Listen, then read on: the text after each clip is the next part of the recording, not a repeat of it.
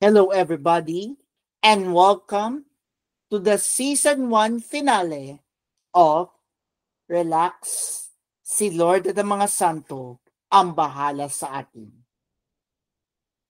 Oh, this is JM, and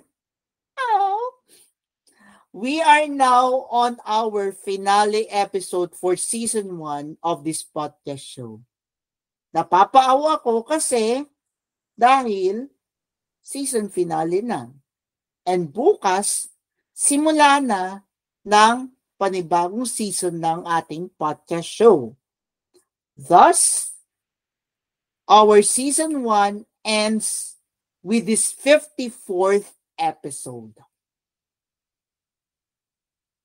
Let's now focus on the readings of today as we have our 54th and final episode of the season 1 of Relax, si Lord at ang mga Santo ang bahala sa atin. Our first reading is taken from the book of Sirach, chapter 17, verses 20 to 24. A proclamation from the book of Sirach. To the penitent, God provides a way back. He encourages those who are losing hope and has chosen for them the lot of truth. Return to Him and give up sin. Pray to the Lord and make your offenses few. Turn again to the Most High and away from your sin. Hate intensely what He loathes, and know the justice and judgments of God. Stand firm in the way set before you in prayer to the Most High God. Who in the netherworld can glorify the Most High in place of the living who offer their praise? Dwell no longer in the error of the ungodly, but offer your praise before death. No more can the dead give praise than those who have never lived. You who are alive and well shall praise and glorify God in His mercies. How great the mercy of the Lord, His forgiveness of those who return to Him. The word of the Lord. Thanks be to God. Our response to the responsorial psalm is, let the just exalt and rejoice in the Lord. Please repeat, let the just exalt and rejoice in the Lord. Blessed is he whose fault is taken away, whose sin is covered.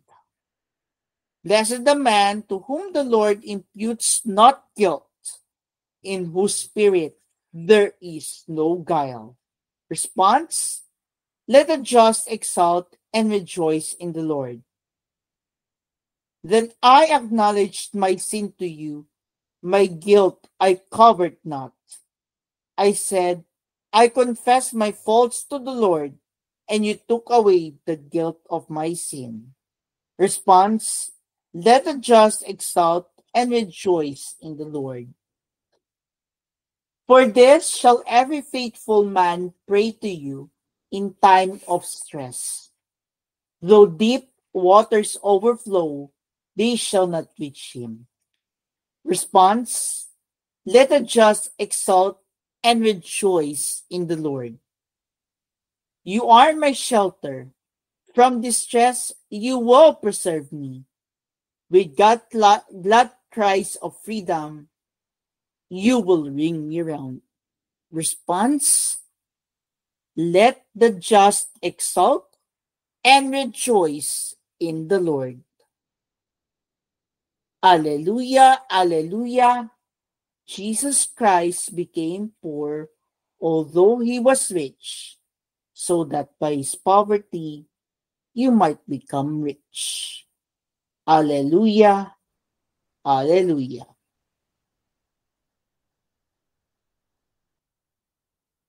Now let's focus on the gospel for today, and is taken from the Gospel of Mark, chapter 10, verses 17 to 27. Again, our gospel for today is taken from the Gospel of St. Mark, chapter 10, verses 17 to 27. Lord be with you and with your spirit. A proclamation from the Holy Gospel according to St. Mark. Glory to you, O Lord. As Jesus was setting out on a journey, a man ran up, knelt down before him, and asked him, "Good teacher, what must I do to inherit eternal life?" Jesus answered him, "Why do you call me good? No one is good but God alone. You know the commandments. You shall not kill. You shall not commit adultery. You shall not steal. You shall not bear false witness. You shall not defraud. Honor your father and your mother." He replied and said to him, "Teacher, all of this I have observed from my youth." Jesus, looking at him, loved him and said to him, "You're lacking in one thing. Go, sell what you have and give to the poor, and you will have treasure in heaven. Then come, follow me." At that statement, his face fell, and he went away sad, for he had many possessions. Jesus looked around and said to his disciples, "How hard it is for those who have wealth to enter the kingdom of God." The disciples were amazed at his words. So Jesus again said to them in reply, "Children, how hard it is to enter the kingdom of God? It is easier for a camel to pass through the eye of a needle than for one who is rich to enter the kingdom of God." They were exceedingly astonished and said among themselves, "Then who can be saved?" Jesus looked at them and said, "For men it is impossible, but not for God. All things are possible for God." My dear relaxers, my fellow Catholics, this is the good news of our salvation. Praise to you, Lord Jesus Christ.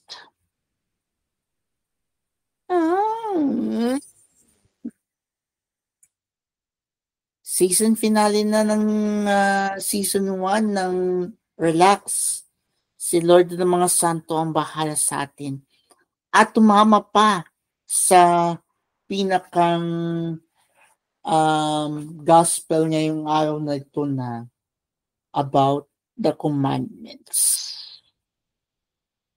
Sa totoo lang, napakaganda. How much more kapag nalaman natin ang reflection para sa araw na ito sa season finale ng podcast show na ito. Tignan natin.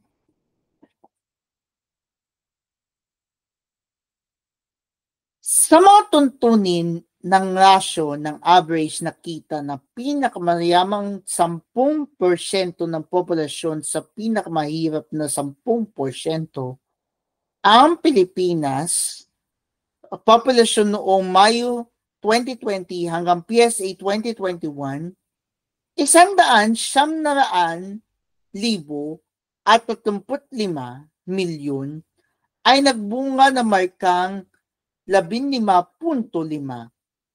Ipinapahiwatig nito na makabilang sa upper 10% ng lipunan sa Pilipinas ay kumikita ng higit kumulang 15 beses na mas mataas sa average kaysa sa pinakabababang 10%.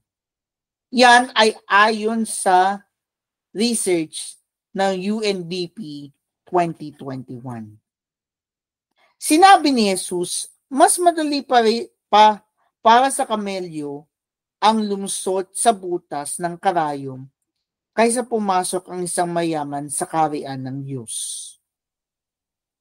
Meron ba akong ginagawa upang matulungan ang aking kapwa na makaahon sa kahirapan?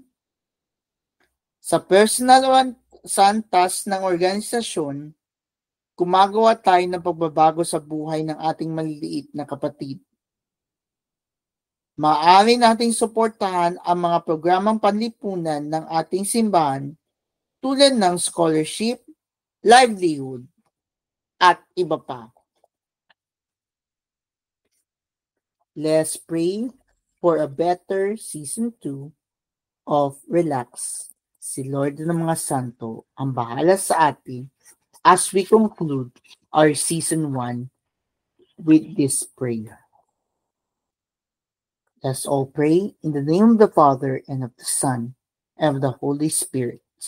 Amen. Panginoon, unahin ko nawa ang paglilingkod ko sa iyo sa mamagitan ng paglilingkod sa simbahan at sa aking kapwa. Mapahalagahan ko nawa iyong makalangit na gantimpala. Mary, encourage me to seek a vibrant relationship with Jesus, your Son. Amen. In the name of the Father, and of the Son, and of the Holy Spirit. Amen. Isa pang, we reach our season finale of the season 1 of Relax. Si Lord ng mga Santo ang bahala sa atin. And we are much grateful enough dahil season 1 ended with strong 54 episodes. Kaya maraming salamat po sa mga sumuporta sa amin simula pa nung una na nagsimula ang ating podcast show noong 12 ng Enero hanggang ngayong araw na ito na magtatapos ang ating season 1 sa araw na ito, 3 ng Marso. Bukas, sisimulan na natin ang panibagong yugto ng Relax. Si Lord ng mga Santo ang bahala sa atin dahil papasok na tayo sa panahon ng Kwaresma. Ito si JM na laging nagpapaalala to put God center in your life and always pray to our Blessed Mother that we may be protected from all harm. And may God guide us in a new season of Relax. Si Lord at ang mga Santo ang bahala sa atin. God bless.